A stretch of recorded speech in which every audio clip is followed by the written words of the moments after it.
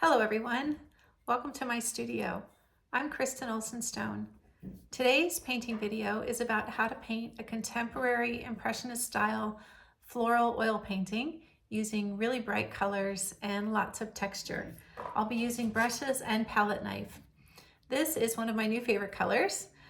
This is a Rembrandt Cobra oil painting. These are water mixable oils, and this one's called Caribbean Blue. I'll also be using Naples Yellow Deep and some other colors. I'll introduce you to the whole palette at the beginning of the video. If you haven't already done so, please like this video, subscribe to my channel, and leave me a comment. I'd love to hear from you. And if you'd like more in-depth lessons, you can also join me on Patreon. All right, let's get started.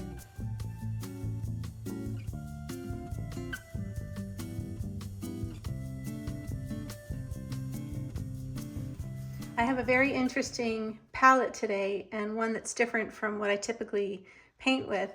But if you compare the colors in this palette to the reference photo, you'll see exactly why I picked all of these colors. And I'll be able to paint fairly quickly with very little mixing. So I have burnt sienna, Naples Yellow Deep, titanium white, cadmium yellow deep, transparent orange, transparent red, carmine, cadmium red purple, which is a deep, very opaque red, cobalt violet, Caribbean blue, yellowish green, and ultramarine blue deep. I'm going to use a combination of brushes, and I have an assortment of silver brush bristle-on brushes, and I'm also going to use some small palette knives. So I'm going to start with the flower in the middle. Looks like a nasturtium flower. And even though I'm using a brush, I'm applying the paint very thickly. And I haven't mixed anything. This is just the color just as it's squeezed out of the tube.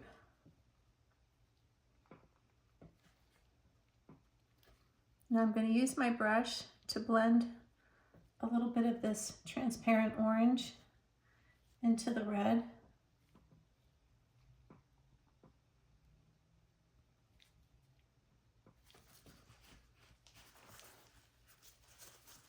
And I'm going to create a deep center with carmine.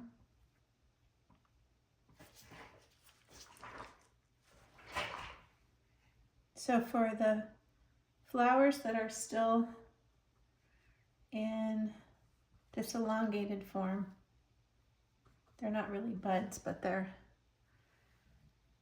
sort of long, thin versions of this flower. I'm using transparent orange. And you can see this color is a transparent color because you can see my drawing through it a little bit, but it still has enough opacity to give really good coverage. So I'm just going to apply this like so, and then I'm going to come back with the deeper red over this color and also add some deep yellow highlights. So I'm going to use carmine, and I'm going to pull some of that color right through the orange. And I want to apply enough pressure so that I pick up some of the orange paint and it gets blended in with this deeper red.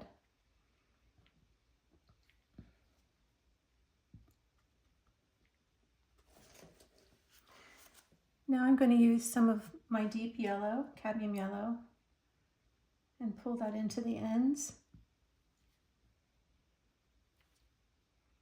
And I'm also letting it blend with the deep red and the orange. And I really like how all those colors look blended together. Notice I haven't used any white yet.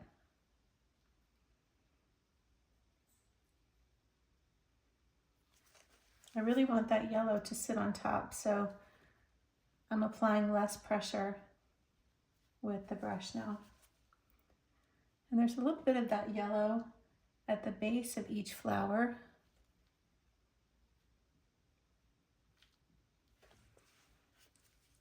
And there's some of that same color on this side of the first flower that I painted. And you can barely make out what it is. I can tell that it's a flower, and it's logical to think that it's a flower because it's in this bouquet, but can't really make out too much about what kind of flower it is. So there's another one of these flowers up here.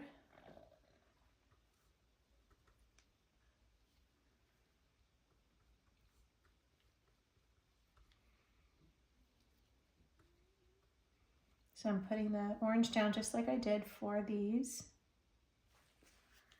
And I'm going to put this nice red color, this transparent red this time.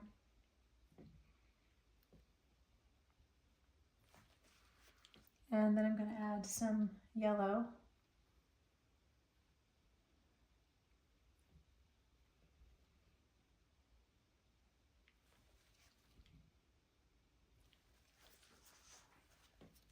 So there's another red flower, and I'm going to mix the orange and carmine together and put that color underneath.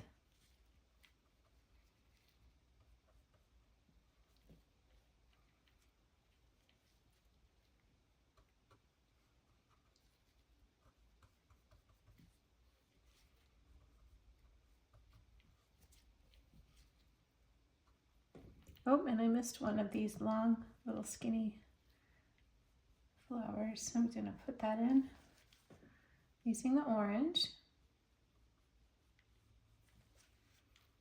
and the deep red on this side.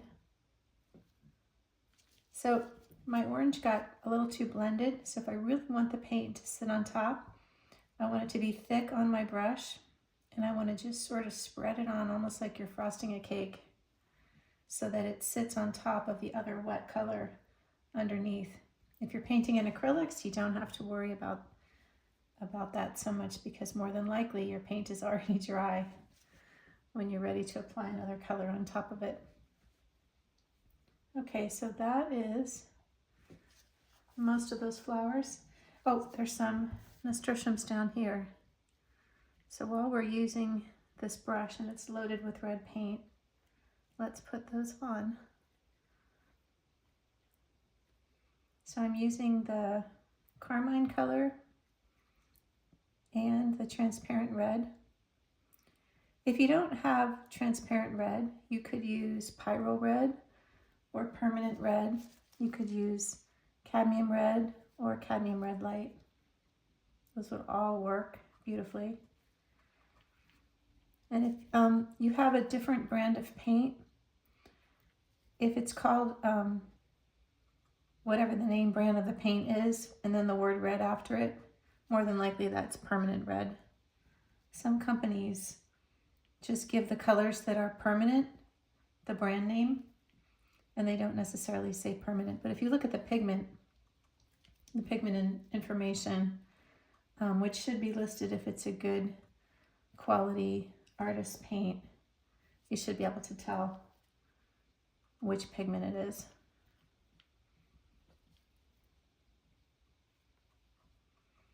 So I'm just applying a little more paint on this section for this beautiful red flower. I'm going to wipe my brush off, and I'm going to pick up some more of this transparent orange and my deep yellow and pull some of that color into the nasturtium flowers.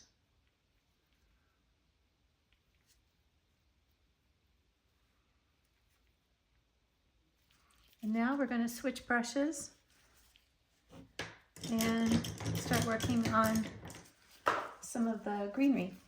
So I'm going to start with yellowish green, and I'm going to mix that with a little bit of cadmium yellow deep,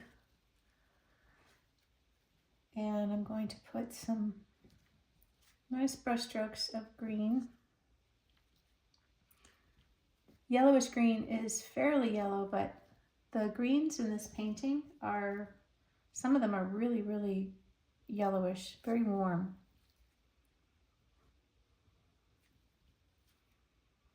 So the stem is a perfect example of this really warm green color. So I'm planning to do highlights using white later on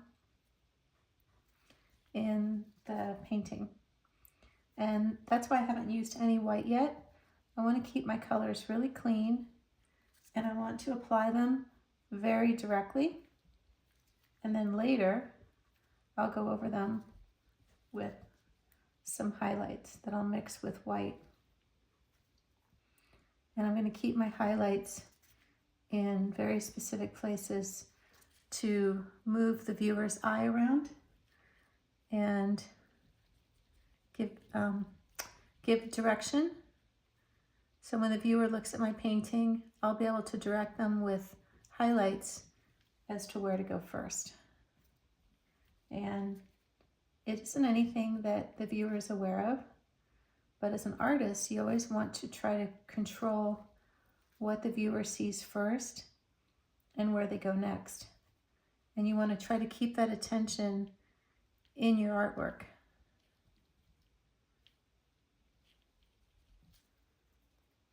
So I'll explain more of that as we go along.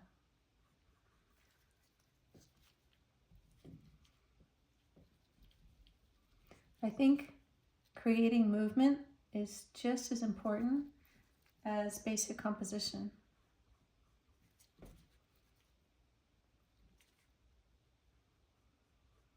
So there's a nice leaves.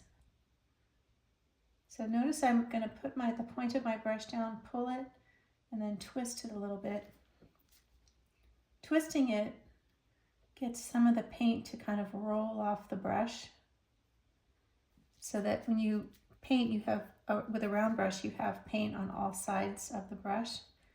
And this way the paint comes off more easily on different sides of your brush, or from different sides of your brush.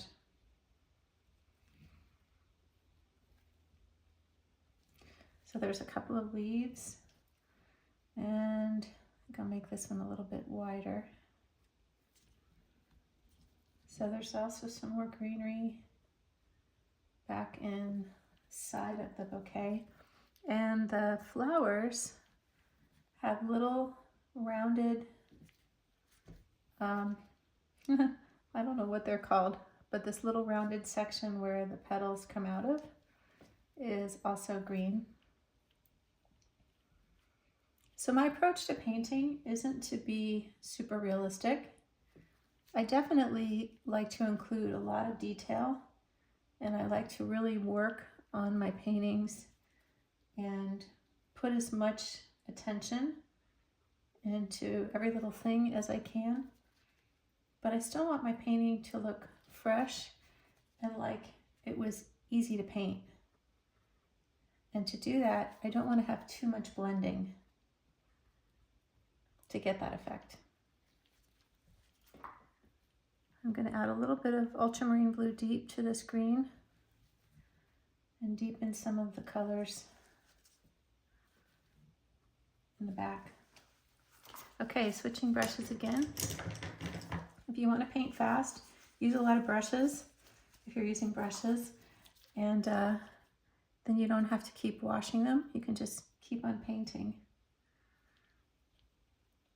So I'm just going to jump over to the vase, and I'm going to mix carmine and ultramarine blue. Carmine, incidentally, is not a Cobra color.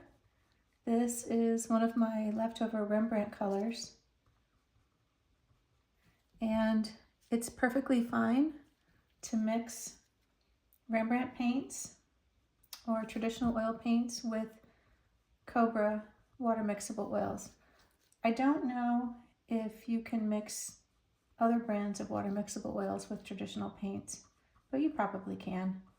I'm not using any medium. I'm just using the paint. And this paint is very easy to use. It's very easy to mix and apply. And as long as your brushes aren't too soft, you don't need any medium. And I think it's better to paint with just the pigment and not necessarily use medium. It's kind of more of a pure approach, I guess. So I'm just doing the dividing lines on this vase. And they have little squiggles and arches and things, and I'll be carving those out later when I start to apply the white paint.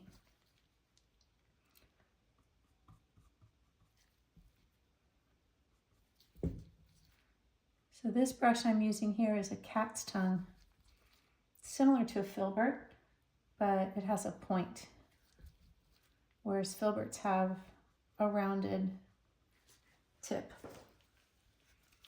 So I'm going to put that brush down. And now I'm going to go work on this flower.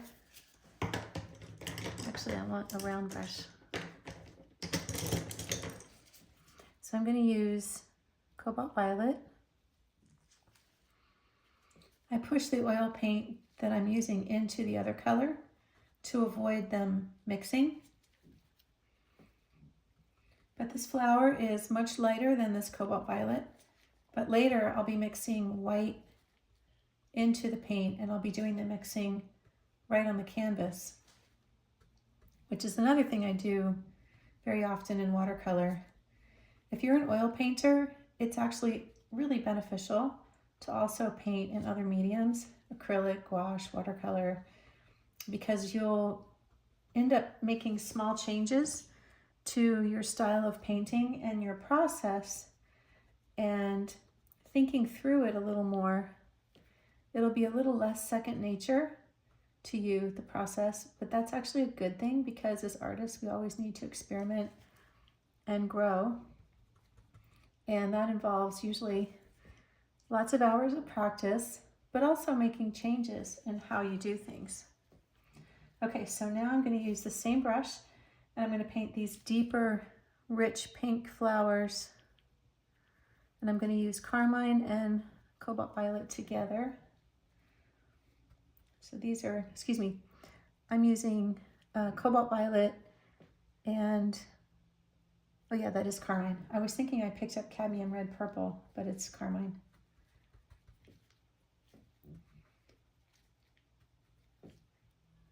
The cadmium red purple is such a gorgeous color. It's not a common color. And some of these colors are very new. Caribbean blue is a very new color. I think Royal Talons came out with it last year. That's when I first tried it. And oh, do I love that color. I use it a lot. But that's also partially because I paint a lot of seascapes. And I paint Hawaiian and California seascapes, which have beautiful blue turquoise water. So I use that color quite often. So these flowers go right up to the top of the canvas, right off the edge. So I'm using purple, cobalt violet, nice deep rich purples and crimson colors.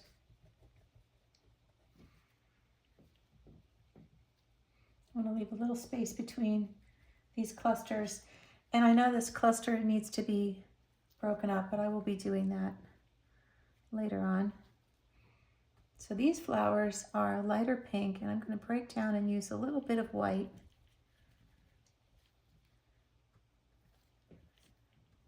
Which makes a gorgeous pink, sort of a very rosy pink.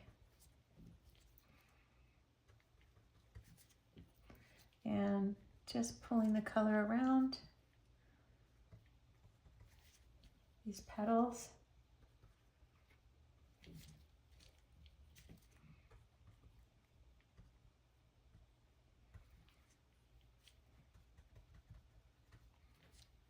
A little more white.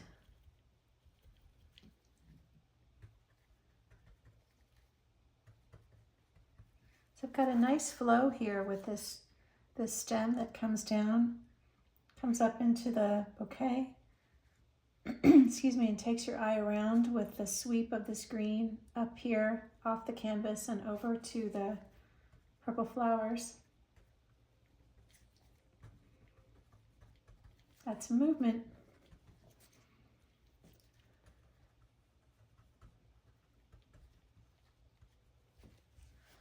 And I'm going to use some more Cobalt Violet for these center flowers in this section.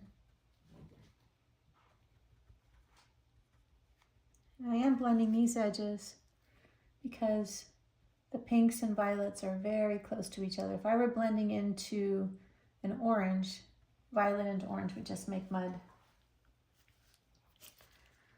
So I'm going to paint a couple more green leaves, the nasturtium leaves. I'm going to use Caribbean blue and yellowish green.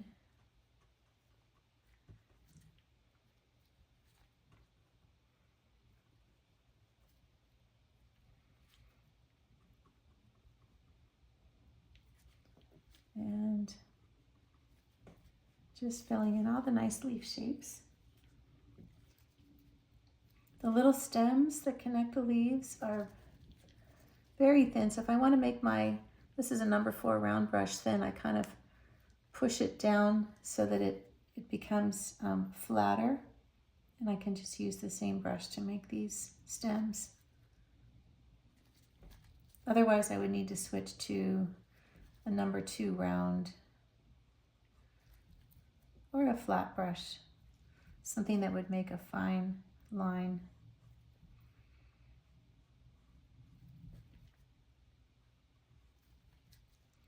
But I do want to get these nice lines in here. Now I'm going to jump to the background and use Caribbean blue to pop in this color for the chair that is in the back. Sometimes when you do a still life painting like this, especially when it's a vignette, you end up with elements that are in the background that don't necessarily have to be fully visually explained, like this chair. So you can have just the elements of the chair, like part of the back of it and some of the rungs on the back of the chair without showing the seat of the chair and so on. But what it does is it provides a backdrop and perhaps colors or shapes that will frame whatever's in front of it. So I really liked this color blue that was in this chair. I liked the angle of it, that it wasn't straight up and down. And so Caribbean blue was the perfect color for putting in here. And again, I can go back later and add some white highlights. So on the other side of the reference photo is another chair that is a brown wood chair, but I like the continuity of keeping the same blue chair. So it would be like duplicating this chair over here instead of introducing another color. But you can do either one. I think with this color scheme and with the way that this painting is, either one would work. And I'm just turning that chair into a line. So I'm going to have a couple spots of this blue that are going to show up behind the flower stems. And there we have the chair. Now that chair color is echoed down on the surface of this cloth in little shapes. So I'm going to put those in.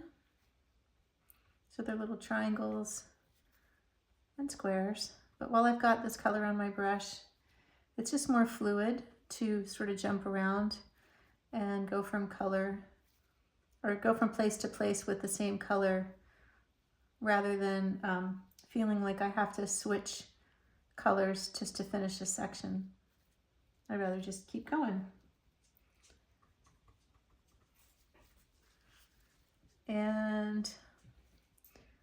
back here, there are all these different colored spots.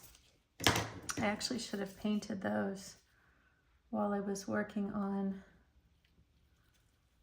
the other colors. Like when I had pink on my brush, for instance, I should have painted these little spots. I didn't even draw them all in because they're just little spots. I think I'll pick up some of this yellow and make some nice yellow spots as well.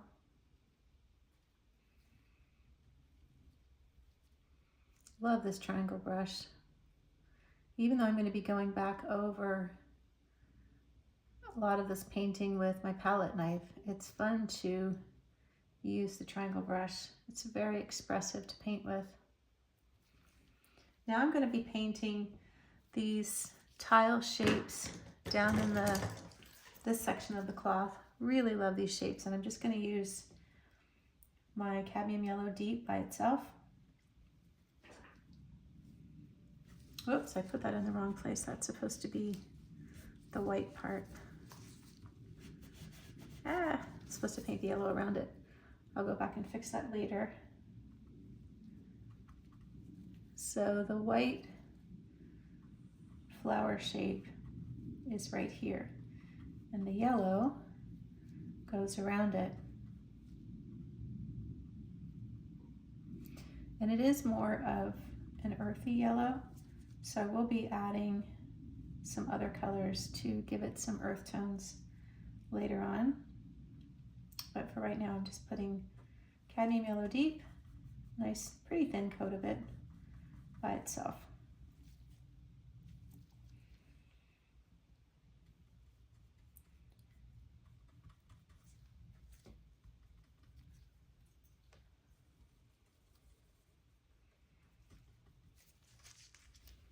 So I've been filling in all of this section with this yellow shape. I have to say, this new way that I paint, where I use bright colors straight out of the tube, is so much fun. When I was in art school many years ago, I was told never use a color straight out of the tube. Always mix and blend all of your colors.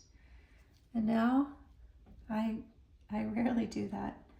And I love the bright, fresh colors, and I often get messages from people saying, I always make mud. How do I avoid making muddy colors? And one way to avoid making muddy colors is to use colors that are straight out of the tube, like this.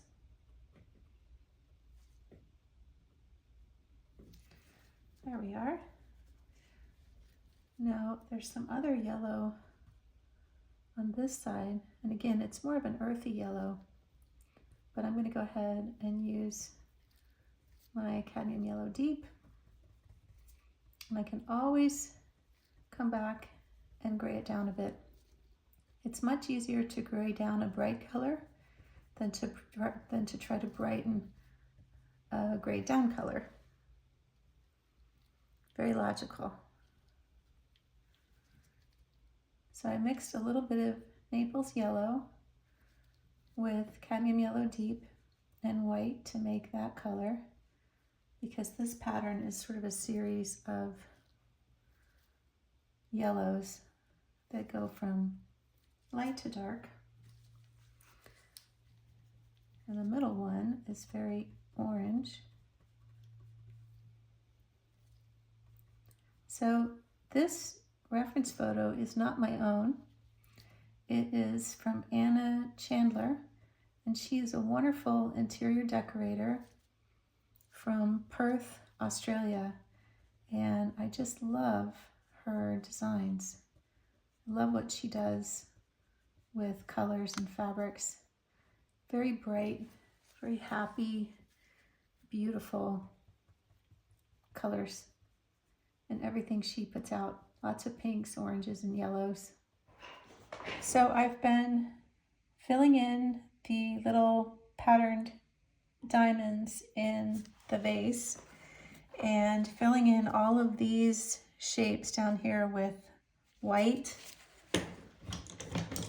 And I'm just going to continue to fill in the rest of these shapes, and then I will start filming again and show you how I go over everything with the palette knife. But this would be pretty boring if you just sat through all of this part with me. So anyway, I will be back with what to do next with the palette knife. I'm going to fill in all of this and make sure that wherever things meet, I don't have any little white dots. I have, from the texture of the canvas, that everything is filled in before I start working with the palette knife. I'm going to continue to work on the cloth, and I'm going to fill in some of the squares and shapes with Naples yellow. This is Naples yellow deep. Naples yellow is a great color. It's very easy to use, and it comes in Naples yellow deep, Naples yellow light, and Naples yellow red shade. This is the deep color, which I prefer. I usually feel like you get your money's worth when you buy the deep colors, because you can always add white to them to make them lighter. So I'm going to finish painting this color into all of these shapes, and then I will come back to you and show you how I work on the next sections of the painting. So I finished with all of the brushwork, and I went around and I used a couple of brushes and softened a lot of my edges. So right now the painting looks kind of mushy, except for some of these lines over here. And now I'm going to use my palette knife, and I'm going to make a lot of strokes in different directions just for the sake of adding texture and movement. So right now the painting is very flat looking, so it needs brighter values, highlights, or I should say lighter values, highlights, and some brighter colors. And then I also need to tone down some areas and soften some edges. And my idea and intention is to keep this nice flow and follow this stem of flowers and have the eye just kind of keep going around and around.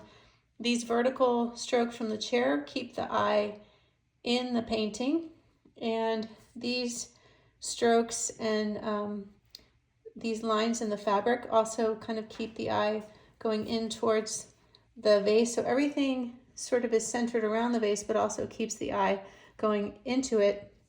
And so I need to break up all those angles with soft, rounded strokes of paint. So I'm not going to be talking during that part of the video, and but you'll be able to follow along and see how I work on it.